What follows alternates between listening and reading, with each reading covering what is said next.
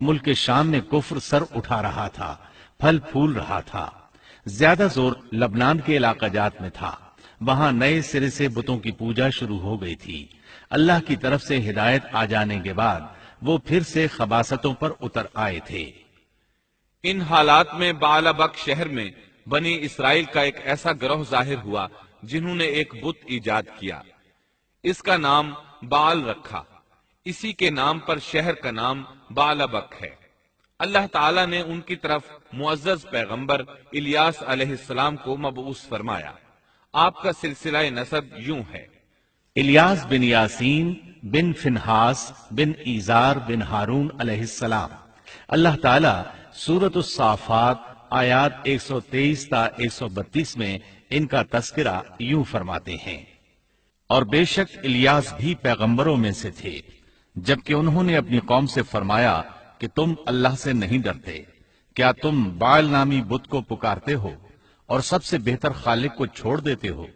اللہ جو تمہارا اور تمہارے اگلے تمام باپ دادوں کا رب ہے۔ لیکن قوم نے انہیں جھٹلایا، پس وہ ضرور عذاب میں حاضر کیے جائیں گے، سوائے اللہ کے مخلص بندوں کے۔ ہم نے الیاس کا ذکر خیر پچھلوں میں بھی باقی رکھا کہ الیاس پر سلام ہو، ہم نیکی کرنے والوں کو اسی طرح بدلہ دیتے ہیں، بے شک وہ ہمارے ایماندار بندوں میں سے تھا۔ قرآن مجید میں ان کا نام الیاس بتایا ہے۔ انجیل یوحنا میں ان کو ایلیا نبی کہا گیا ہے۔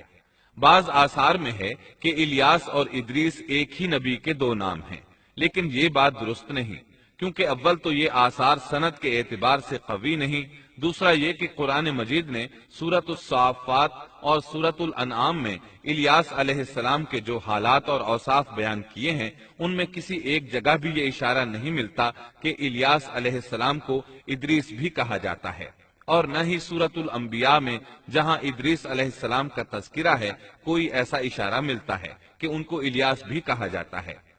مورخین نے ادریس اور الیاس علیہ السلام کے جو نسب نامے بیان کیے ہیں ان سے پتہ چلتا ہے کہ ان دونوں نبیوں کے درمیان صدیوں کا فاصلہ ہے،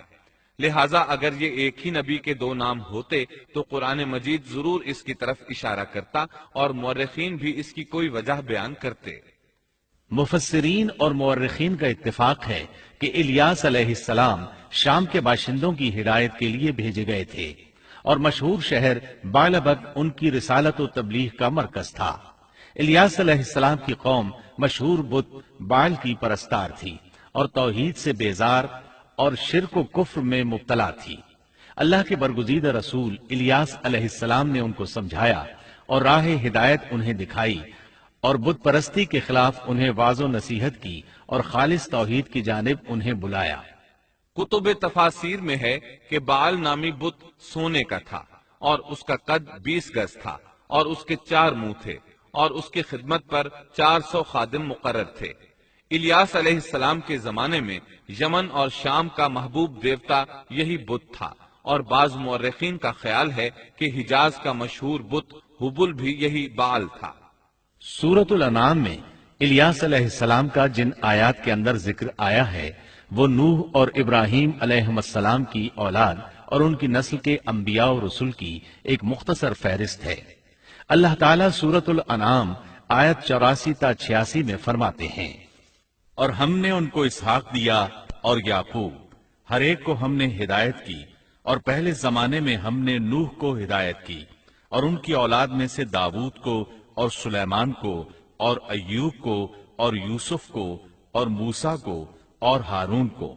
اور اسی طرح ہم نیک کام کرنے والوں کو جزا دیا کرتے ہیں، اور نیز زکریا کو اور یحییٰ کو اور عیسیٰ کو اور الیاس کو، یہ سب نیک لوگوں میں سے تھے، اور نیز اسماعیل کو اور یسع کو اور یونس کو اور لوط کو، اور ان میں سے ہر ایک کو تمام جہان والوں پر ہم نے فضیلت دی۔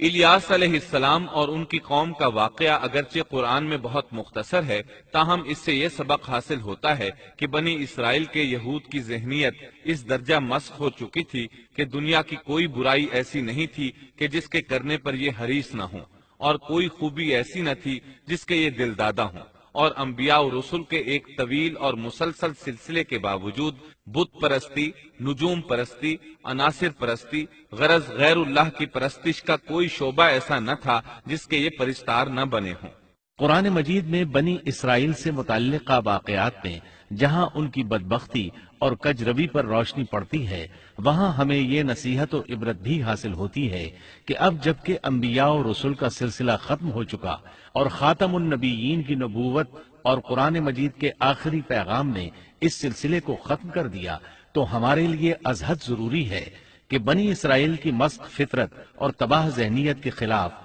احکام الہی کو مضبوطی سے پکڑیں اور ان میں ہیلہ سازی اور ٹیڑھ پن سے کام نہ لیں، ان کی خلاف ورزی کی جرات نہ کریں،